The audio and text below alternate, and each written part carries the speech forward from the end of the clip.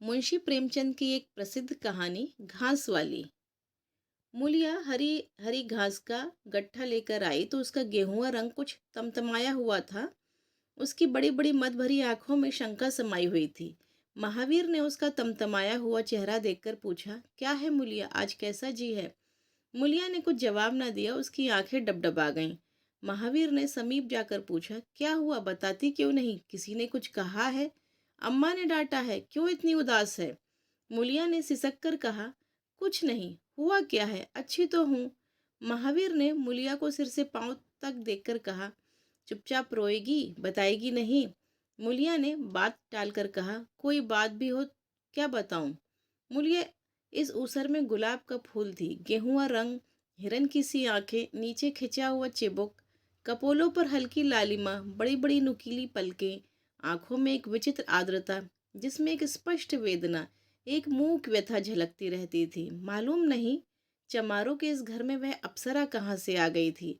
क्या उसका कोमल फूल सा गात इस योग्य था कि सर पर घास की टोकरी रखकर बेचने जाती?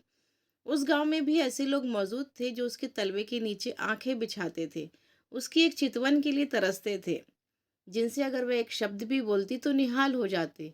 लेकिन उसे आए साल भर से अधिक हो गया, किसी ने उसे युवकों की तरफ ताकते या बातें करते नहीं देखा। वह घास लिए निकलती तो ऐसा मालूम होता मानो उषा का प्रकाश सुनहरे आवरण में रंजित अपनी छटा बिखेरता जाता हो। कोई गजलें गाता, कोई छाती पर हाथ रखता, पर पुलिया नीची आंख की अपनी राह चली जाती।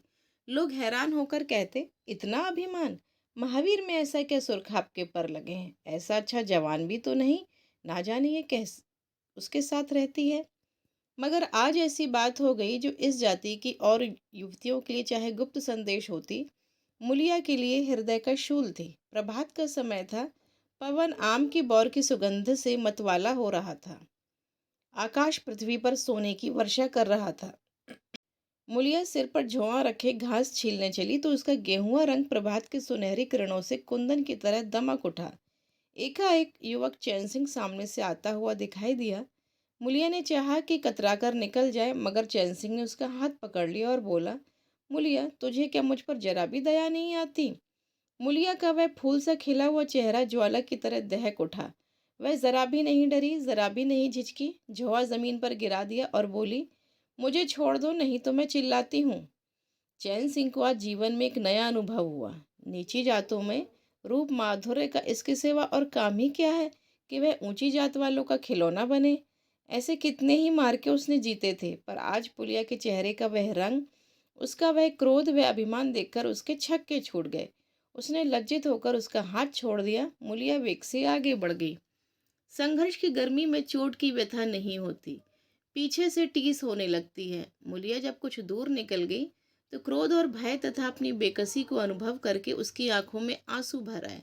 उसने कुछ देर जब्त किया, फिर सिसक सिसक कर रोने लगी कि अगर वह इतनी गरीब न होती तो किसी की मजाल न थी कि वह इस तरह उसका अपमान करता। वह रोती जाती और घास छीलती जाती।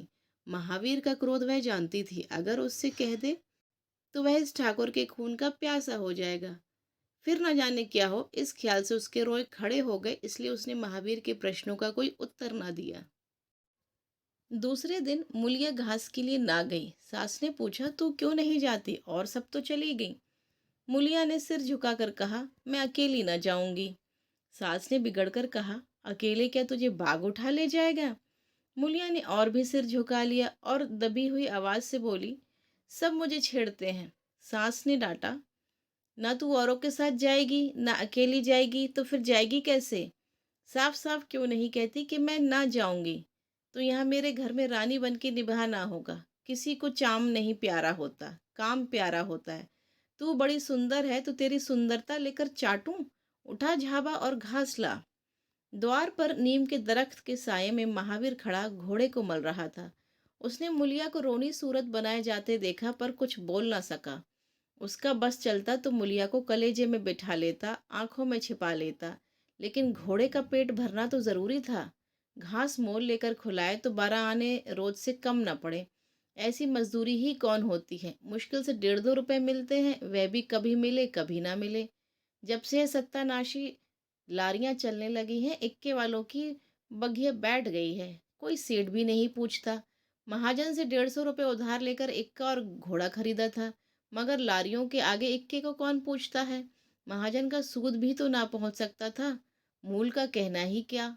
ऊपरी मन से बोला, ना मन हो तो रहने दो, देखी जाएगी। इस दिलजोई से मूलिया निहाल हो गई। बोली, घोड़ा खाएगा क्या। आज उसने कल का रास्ता छोड़ दिया और खेतों की मेड़ों से होती हुई चली। बार बार सतर्क आंखों से इधर उधर ताकती जाती थी। दोनों तरफ ऊख के खेत खड़े थे, जरा भी खड़खड़ाहट होती उसका जी सन्न हो जाता। कहीं कोई ऊख में छिपा ना बैठा हो, मगर कोई नई बात ना हुई। ऊख के खेत निकल गए, आमों का बाग निकल गया, सिंचे हुए खेत नजर आने लगे, दूर के कुएं पर पुल चल रहा था। खेतों की मेड़ों पर हरी हरी घास जमा हुई थी। मुलिया का जी ललचाया। यहाँ आधा घंटे में जितनी घास छिल सकती है, सूखे मैदान में दोपहर तक न छिल सकेगी। यहाँ देखता ही कौन है, कोई चिल्लाएगा तो चली जाऊंगी। वह बैठकर घास छीलने लगी और 1 घंटे में उसका झाबा आधे से ज्यादा भर गया। वह अपने काम में इतनी तन्मय थी कि उसे चैन सिंह के आने की खबर ही ना हुई। एकाएक उसने आहट पाकर सिर उठाया तो चैन सिंह को खड़ा देखा। मूलिया की छाती धक से हो गई। जी में आया भाग जाए, झाबा उलट दे और खाली झाबा लेकर चली जाए, पर चैन सिंह ने कई गज के फासले से ही रोककर कहा, डर मत, भगवान जानता है, मैं तुझसे कुछ ना बोलूंगा, जितनी घास चाहे छीन ले, मेरा ही खेत है। मुलिया के हाथ सुन्न हो गए, खुरपी हाथ में जम सी गई, घास नजर ही ना आती थी। जी चाहता था जमीन फट जाए और मैं समा जाऊं। जमीन आंखों के सामने तैरने लगी। चैन सिंह ने आश्वासन दिया, छीलती क्यों नहीं, मैं तुझसे कुछ कहता थोड़े ही हूँ, यहीं रोज चली आया कर, मैं छील दिया करूंगा। मुलिया चित्रलिखित सी बैठी रही। चैन सिंह ने एक कदम आगे बढ़ाया और बोला, तू मुझसे इतना डरती क्यों है, क्या तू समझती है मैं आज भी तुझे सताने आया हूँ। ईश्वर जानता है, कल भी तुझे सताने के लिए मैंने तेरा हाथ नहीं पकड़ा था। तुझे देखकर आप ही आप हाथ बढ़ गए, मुझे कुछ सुध ही ना रही। तू चली गई तो मैं वहीं बैठकर घंटों रोता रहा। जी में आता था हाथ काट डालूं, कभी जी चाहता था जहर खा लूं। तभी से तुझे ढूंढ रहा हूँ। आज तू इस रास्ते में चली आई, मैं सारा हार छानता हुआ यहाँ आया हूँ। अब जो सजा तेरे जी में आवे दे दे। अगर तू मेरा सिर भी काट ले तो गर्दन न हिलाऊंगा। मैं शोहदा था, लुच्चा था, लेकिन जब से तुझे देखा है मेरे मन से सारी खोट मिट गई है। अब तो यही जी में आता है कि तेरा कुत्ता होता और तेरे पीछे पीछे चलता। तेरा घोड़ा होता तब तू अपने हाथों से मेरे सामने घास डालती। किसी तरह यह चोला तेरे काम आवे, मेरे मन की यह सबसे बड़ी लालसा है। मेरी जवानी काम ना आवे अगर मैं किसी खोट से ये बातें कर रहा हूँ। बड़ा भाग्यवान था महावीर जो उसे ऐसी देवी मिली। मुलिया चुपचाप सुनती रही, फिर नीचा सिर करके भोलेपन से बोली, तो तुम मुझे क्या करने को कहते हो। चैन सिंह और समीप आकर बोला, बस तेरी दया चाहता हूँ। मुलिया ने सिर उठाकर उसकी ओर देखा। उसकी लज्जा न जाने कहाँ गायब हो गई। चुभते हुए शब्दों में बोली, तुमसे एक बात कहूँ, बुरा तो ना मानोगे। तुम्हारा ब्याह हो गया है या नहीं। चैन सिंह ने दबी जबान से कहा, ब्याह तो हो गया, लेकिन ब्याह क्या है, खिलवाड़ है। मुलिया के होठों पर अवहेलना की मुस्कुराहट झलक पड़ी। बोली, फिर भी अगर मेरा आदमी तुम्हारी औरत से इस तरह बातें करता तो तुम्हें कैसा लगता। तुम उसकी गर्दन काटने पर तैयार हो जाते कि नहीं, बोलो। क्या समझते हो कि महावीर चमार है तो उसके देह में लहू नहीं, उसे लज्जा नहीं, अपनी मर्यादा का विचार नहीं। मेरा रूप रंग तुम्हें भाता है क्या। घाट के किनारे मुझसे कहीं सुंदर औरतें नहीं घूमा करती। मैं उनके तलवों की बराबरी भी नहीं कर सकती। तुम उसमें से किसी से क्यों नहीं दया मांगते, क्या उनके पास दवा नहीं। मगर तुम वहां ना जाओगे, क्योंकि वहां जाते तुम्हारी छाती दहलती है। मुझसे दया मांगते हो इसलिए ना कि मैं चमारिन हूँ, नीच जाति हूँ, और नीच जाति की औरत जरा सी घुड़की धमकी या जरा सी लालच में तुम्हारी मुट्ठी में आ जाएगी। कितना सस्ता सौदा है, ठाकुर हो ना, ऐसा सस्ता सौदा क्यों छोड़ने लगे। चैन सिंह लज्जित होकर बोला, मूला यह बात नहीं, मैं सच कहता हूँ, इसमें ऊंच नीच की बात नहीं। सब आदमी बराबर है, मैं तो तेरे चरणों पर सिर रखने को तैयार हूँ।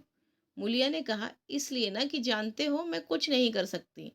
जाकर किसी खतरानी के चरणों पर सिर रखो तो मालूम हो कि चरणों पर सिर रखने का क्या फल मिलता है। फिर यह सिर तुम्हारी गर्दन पे ना रहेगा। चैन सिंह मारे शर्म के जमीन में गड़ा जाता था। उसका मुंह ऐसा सूख गया था मानो महीनों की बीमारी से उठाओ। मुंह से बात न निकलती थी। मूलिया इतनी वाकपटु है, उसका उसे गुमान भी न था। मूलिया फिर बोली, मैं भी रोज बाजार जाती हूँ, बड़े बड़े घरों का हाल जानती हूँ। मुझे किसी बड़े घर का नाम बता दो जिसमें कोई साइस, कोई कोचवान, कोई कहार, कोई पंडा, कोई महाराज ना घुसा बैठा हो। ये सब बड़े घरों की लीला है, और वह औरतें जो कुछ करती हैं ठीक करती हैं। उनके घर वाले भी तो चमारिनों और कहारिनों पर जान देते फिरते हैं। लेना देना बराबर हो जाता। बेचारे गरीब आदमियों के लिए ये बातें कहाँ। मेरे आदमी के लिए संसार में जो कुछ हूँ, मैं हूँ। वह किसी दूसरी मेहरिया की ओर आंख उठाकर भी नहीं देखता। संयोग की बात है कि मैं तनिक सुंदर हूँ, लेकिन मैं काली कलूटी भी होती तब भी वह मुझे इसी तरह रखता। मुझे विश्वास है। मैं चमारिन होकर भी इतनी नीच नहीं हूँ कि विश्वास का बदला खोट से दूं। हाँ, वह अपने मन की करने लगे, मेरी छाती पर मूंग दलने लगे तो मैं उसकी छाती पर मूंग दलूंगी। तुम मेरे रूप के ही दीवाने हो ना। आज मुझे माता निकल आए, कानी हो जाऊं तो मेरी ओर ताकोगे भी नहीं। बोलो, झूठ कहती हूँ? चैन सिंह इनकार न कर सका। मूलिया ने उसी गर्व से भरे हुए स्वर में कहा, लेकिन मेरी एक नहीं दोनों आंखें फूट जाएं तब भी वह मुझे इसी तरह रखेगा, मुझे उठाएगा, बैठाएगा, खिलावेगा। तुम चाहते हो मैं ऐसे आदमी के साथ कपट करूं? जाओ, अब मुझे कभी ना छेड़ना, नहीं अच्छा ना होगा। जवानी जोश है, बल है, दया है, साहस है, आत्मविश्वास है, गौरव है और सब कुछ जो जीवन को पवित्र, उज्जवल और पूर्ण बना देता है। जवानी का नशा घमंड है, निर्दयता है, स्वार्थ है, शेखी है, विषय वासना, कटुता है और वह सब कुछ जो जीवन को पशुता, विकार और पतन की ओर ले जाता है। चैन सिंह पर जवानी का नशा था। मूलिया के शीतल छींटों ने नशा उतार दिया। जैसे उबलती हुई चाशनी में पानी के छींटे पड़ जाने से फेन मिट जाता है, मैल मिट जाता है और निर्मल शुद्ध रस निकल आता है, जवानी का नशा जाता रहा। केवल जवानी रह गई। कामनी के शब्द जितने आसानी से दीन और ईमान को मार गारत कर सकते हैं, उतनी ही आसानी से उसका उद्धार भी कर सकते हैं। चैन सिंह उस दिन से दूसरा ही आदमी हो गया। गुस्सा उसकी नाक पर रहता था। बात बात पर मजदूरों को गालियां देता, डांटना और पीटना उसकी आदत थी। असामी उससे थरथर कांपते थे। मजदूर उसे आते देखकर अपने काम में चुस्त हो जाते थे। पर ज्यों ही उसने इधर पीठ फेरी और उन्होंने चिलम पीना शुरू किया, सब दिल में उससे जलते थे, उसे गालियां देते थे। मगर उस दिन से चैन सिंह इतना दयालु, इतना गंभीर, इतना सहनशील हो गया कि लोगों को आश्चर्य होता था। कई दिन गुजर गए। एक दिन संध्या समय चैन सिंह खेत देखने गया। पूरा चल रहा था। उसने देखा कि एक जगह नाली टूट गई और सारा पानी बाहर चला जाता है। क्यारियों में पानी बिल्कुल नहीं पहुंचता, मगर क्यारी बनाने वाली बुढ़िया चुपचाप बैठी है। इसे इसकी जरा भी फिक्र नहीं कि पानी क्यों नहीं आता। पहले यह दशा देखकर चैन सिंह आपे से बाहर हो जाता था। उस औरत की उस दिन मजदूरी काट लेता था और पूरा चलाने वालों को घुड़कियां जमाता। पर आज उसे क्रोध नहीं आया। उसने मिट्टी लेकर नाली बांध दी और खेत में जाकर बुढ़िया से बोला, तू यहाँ बैठी है और पानी सब बहा जा रहा है। बुढ़िया घबरा कर बोली, अभी खुल गई होगी राजा, मैं अभी जाकर बंद किए देती हूँ। यह कहती हुई वह थरथर कांपने लगी। चैन सिंह ने उसकी दिलजोई करते हुए कहा, भाग मत, मैंने नाली बंद कर दी। बुढ़ऊ कई दिन से नहीं दिखाई दिए, कहीं काम पर जाते हैं कि नहीं? बुढ़िया गदगद होकर बोली, आजकल तो खाली ही बैठे हैं भैया, कहीं काम नहीं लगता। चैन सिंह ने नम्र भाव से कहा, तो हमारे यहाँ लगा दे, थोड़ा सा सन रखा है, उसे काट दे। यह कहता हुआ वह कुएं की ओर चला गया। यहाँ 4 पुर चल रहे थे, पर इस वक्त 2 हकवे बेर खाने गए थे। चैन सिंह को देखते ही मजदूरों के होश उड़ गए। ठाकुर ने पूछा, 2 आदमी कहाँ गए? तो क्या जवाब देंगे?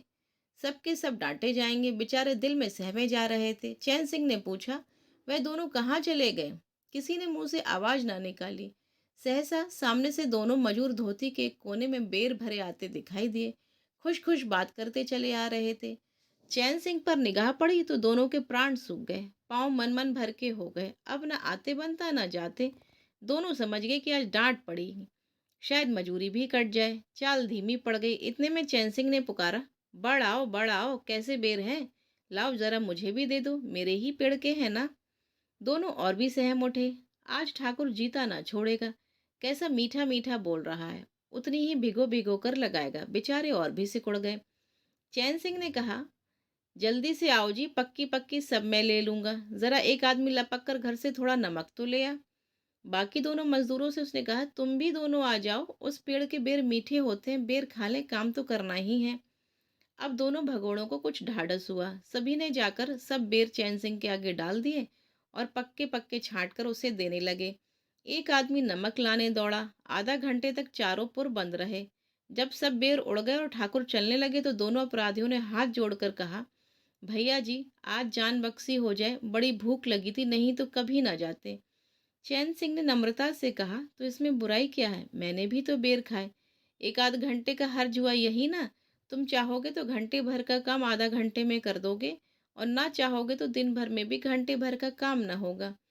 चैन सिंह चला गया तो चारों ओर बातें होने लगी। एक ने कहा, मालिक इस तरह रहे तो काम करने में जी लगता है, ये नहीं कि हरदम छाती पर सवार। दूसरे ने कहा, मैंने तो समझा आज कच्चा ही खा जाएंगे। तीसरा बोला, कई दिन से देखता हूँ मिजाज नरम हो गया है। चौथा बोला, सांझ को पूरी मजूरी मिले तो कहना। पहले ने कहा, तुम तो हो गोबर गणेश, आदमी का रुख नहीं पहचानते।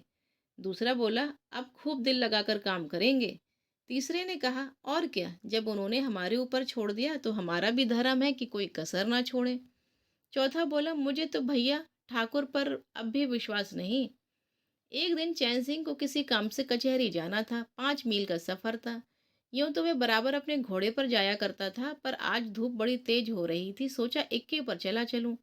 महावीर को कहला भेजा, मुझे लेते जाना। कोई 9 बजे महावीर ने पुकारा। चैन सिंह तैयार बैठा था। चटपट इक्के पर बैठ गया, मगर घोड़ा इतना दुबला हो रहा था, इक्के की गद्दी इतनी मैली और फटी हुई, सारा सामान इतना रद्दी कि चैन सिंह को उस पर बैठते शर्म आई। पूछा, यह सामान क्यों बिगड़ा हुआ है महावीर? तुम्हारा घोड़ा तो इतना दुबला कभी ना था। क्या आजकल सवारियां कम हैं? महावीर ने कहा, नहीं मालिक, सवारियां काहे नहीं है, मगर लारियों के सामने इक्के को कौन पूछता है। यहाँ 2 ढाई 3 की मजूरी करके घर लौटता हूँ। अब कहाँ, अब 20 आने पैसे भी नहीं मिलते। क्या जानवर को खिलाऊं, क्या आप खाऊं, बड़ी विपत्ति में हूँ।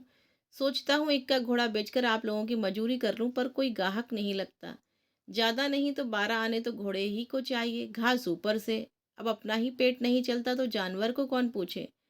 चैन सिंह ने उसके फटे हुए कुर्ते की तरफ देखकर कहा, 2 4 बीघे खेती क्यों नहीं कर लेते? महावीर सिर झुकाकर बोला, खेती के लिए बड़ा पौरुष चाहिए मालिक। मैंने तो यही सोचा है, कोई गाहक लग जाए तो इक्के को औने पौने निकाल दूं, फिर घास छीलकर बाजार ले जाया करूं। आजकल सास पतोहू दोनों छीलती हैं, तब जाकर 10 12 आने पैसे मिलते हैं।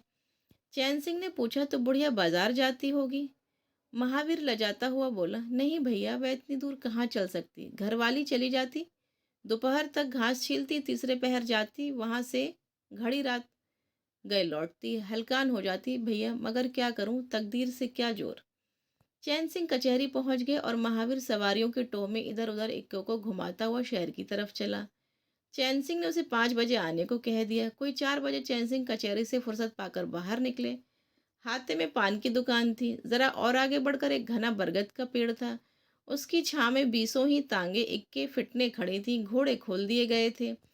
वकीलों, मुख्तारों और अफसरों की सवारियां यहीं खड़ी रहती थीं। चैन सिंह ने पानी पिया, पान खाया और सोचने लगा कि कोई लारी मिल जाए तो जरा शहर चला जाऊं। तभी उसकी निगाह एक घास वाली पर पड़ गई। सिर पर घास का झाबा रखे साइसों से मोलभाव कर रही थी। चैन सिंह का हृदय उछल पड़ा। यह तो मुलिया है। बनी ठनी एक गुलाबी साड़ी पहने कोचवानों से मोल तोल कर रही थी। कई कोचवान जमा हो गए थे। कोई उससे दिल लगी करता, कोई घूरता, कोई हंसता। एक काले कलूटे कोचवान ने कहा, मूला, घास तो अधिक से अधिक 6 आने की है। मूलिया ने उन्माद पैदा करने वाली आंखों से देखकर कहा, 6 आने पर लेना है तो सामने घसियारे ने बैठी हैं, चले जाओ, 2 4 पैसे कम में पाओगे। मेरी घास तो 12 आने में ही आएगी।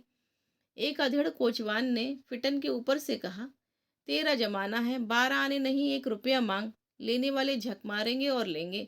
निकलने दे वकीलों को, अब देर नहीं है।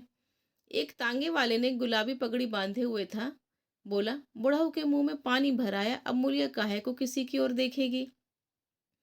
चैन सिंह को ऐसा क्रोध आ रहा था कि इन दुष्टों को जूते से पीटे। सबके सब कैसे उसकी ओर टकटकी लगाए ताक रहे, आंखों से पी जाएंगे। और मुलिया भी यहाँ कितनी खुश है, न लजाती है, न झिझकती है, न दबती है। कैसे मुस्कुरा मुस्कुरा कर, रसीली आंखों से देख देख कर, सिर का अंचल खिसका खिसका कर, मुंह मोड़ मोड़ कर बातें कर रही। वही मुलिया जो शेरनी की तरह तड़प उठी थी। इतने में 4 बजे अमले और वकील मुख्तरों का एक मेला सा निकल पड़ा। अमले लारियां पर दौड़ पड़े। वकील मुख्तार इन सवारियों की ओर चले। पोचवानों ने भी चटपट घोड़े जोते। कई महाशयों ने मुलिया को रसिक नेत्रों से देखा और अपनी गाड़ियों पर जा बैठे। एकाएक मुलिया घास का झाबा लिए उस फिटन के पीछे दौड़ी। फिटन में एक अंग्रेजी फैशन के जवान वकील बैठे थे। उन्होंने पायदान पर घास रखवा ली, जेब से कुछ निकालकर मुलिया को दिया। मुलिया मुस्कुराई। दोनों में कुछ बातें भी हुई जो चैन सिंह ना सुन सके। एक क्षण में मुलिया प्रसन्न मुख घर की ओर चली। चैन सिंह पान वाले की दुकान पर विस्मृति की दशा में खड़ा रहा। पान वाले ने दुकान बढ़ाई, कपड़े पहने और अपने केबिन का द्वार बंद करके नीचे उतरा तो चैन सिंह की समाधि टूटी। पूछा, क्या दुकान बंद कर दी? पान वाले ने सहानुभूति दिखाकर कहा, इसकी दवा करो ठाकुर साहब, ये बीमारी अच्छी नहीं है। चैन सिंह ने चकित होकर पूछा, कैसी बीमारी? पान वाला बोला, कैसी बीमारी? आधा घंटे से यहाँ खड़े हो जैसे कोई मुर्दा खड़ा हो। सारी कचहरी खाली हो गई, सब दुकानें बंद हो गई, मेहतर तक झाड़ू लगाकर चले गए, लेकिन तुम्हें कुछ खबर हुई? यह बुरी बीमारी है, जल्दी दवा करो। चैन सिंह ने छड़ी संभाली और फाटक की ओर चला कि महावीर का इक्का सामने से आता दिखाई दिया। कुछ दूर इक्का निकल आया तो चैन सिंह ने पूछा, आज कितने पैसे कमाए महावीर? महावीर ने हंसकर कहा, आज तो मालिक दिन भर खड़ा ही रह गया, किसी ने बेगार में भी ना पकड़ा, ऊपर से 4 पैसे की बीड़ियां भी पी गया। चैन सिंह ने जरा देर के बाद कहा, मेरी एक सलाह है, तुम मुझसे 1 रुपया रोज लिया करो। बस मैं जब बुलाऊं तो इक्का लेकर चले आया करो, तब तो तुम्हारी घरवाली को घास लेकर बाजार ना जाना पड़ेगा। बोलो मंजूर है? महावीर ने सजल आंखों से देखकर कहा, मालिक आपका ही तो खाता हूँ, आपका पुर्जा हूँ, जब मर्जी हो पकड़वा मंगवा लीजिए। आपसे रुपये? चैन सिंह ने बात काट कर कहा, नहीं, मैं तुमसे बेगार नहीं लेना चाहता। तुम मुझसे 1 रुपया रोज ले जाया करो, घास लेकर घरवाली को बाजार मत भेजा करो। तुम्हारी आबरू मेरी आबरू है, और भी रुपये पैसे का जब काम लगे बेखटके चले आया करो। हाँ देखो, मुलिया से इस बात की भूल कर भी चर्चा ना करना, क्या फायदा। कई दिनों के बाद संध्या समय मुलिया चैन सिंह से मिली। चैन सिंह आसामियों से मालगुजारी वसूल करके घर की ओर लपका जा रहा था। उसी जगह जहां उसने मुलिया की बाह पकड़ी थी, मुलिया की आवाज कानों में आई। उसने ठिठक कर पीछे देखा तो मुलिया दौड़ी चली आ रही थी। बोली, क्या है मूला, क्यों दौड़ती हो? मैं तो खड़ा हूँ, मुलिया ने हाफते हुए कहा। कई दिन से तुमसे मिलना चाहती थी, आज तुम्हें आते देखा तो दौड़ी। अब मैं घास बेचने नहीं जाती। चैन सिंह ने कहा, बहुत अच्छी बात है। क्या तुमने कभी मुझे घास बेचते देखा है? हाँ, एक दिन देखा था। क्या महावीर ने तुझसे सब कह डाला? मैंने तो मना किया था। वह मुझसे कोई बात नहीं छिपाता। दोनों एक क्षण चुप रहे, किसी को कोई बात ना सोचती थी। एकाएक मुलिया ने मुस्कुराकर कहा, यहाँ तुमने मेरी बाह पकड़ी थी? चैन सिंह ने लज्जित होकर कहा, उसको भूल जाओ मुला, मुझ पर जाने कौन भूत सवार था। मुलिया गद्य कंठ से बोली, क्यों भूल जाऊं? उसी बहागहे की लाज तो निभा रहे हो। गरीबी आदमी से जो चाहे करावे, तुमने मुझे बचा लिया। फिर दोनों चुप हो गए। जरा देर के बाद मुलिया ने फिर कहा, तुमने समझा होगा, मैं हंसने बोलने में मगन हो रही थी। चैन सिंह ने बलपूर्वक कहा, नहीं नहीं मुलिया, मैंने एक क्षण के लिए भी नहीं समझा। मुलिया मुस्कुराकर बोली, मुझे तुमसे यही आशा थी और है। पवन सिंचे हुए खेतों में विश्राम करने जा रहा था, सूर्य निशा की गोद में विश्राम करने जा रहा था, और उस मलिन प्रकाश में चैन सिंह मुलिया की विलीन होती हुई रेखा को खड़ा देख रहा था।